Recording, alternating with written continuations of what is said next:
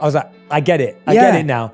As viewers, we don't get it because we don't really hear about the deep process that actors go through of getting into a role, playing someone with multiple personalities. Like, you know, that I don't know. Is that tough, or is it actually, or is that not? Am I getting it wrong? And that's not actually the tough part. You're definitely not getting it wrong. I think it's just different. It's case by case, you know. There are people like Jared who dive into their roles and they do things like sending people dead rats and stuff like that, and they think that that's what they need to do. I've always been really good at separating my on-set emotions from my personal life emotions.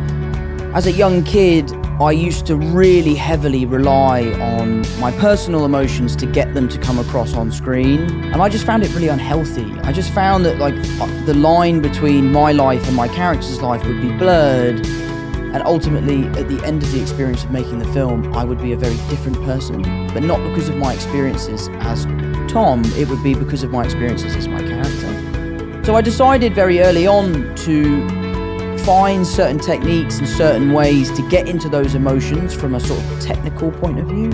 I never sit on set and think about my mum getting sick or never speaking to my brothers again or something like that. I never blur the lines with my personal life and my work life.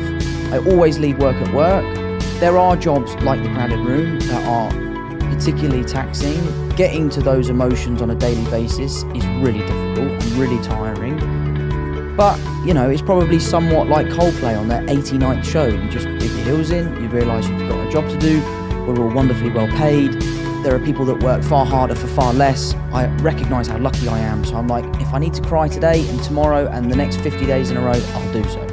Yes, it's difficult, but I think your question, I'm probably the worst person to ask that, because I think I have like a really healthy outlook on how I achieve my emotions on set.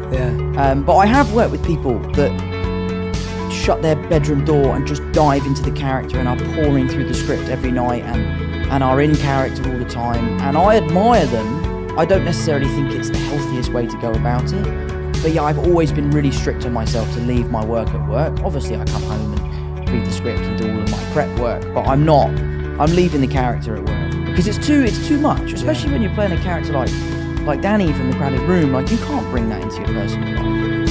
It's tough.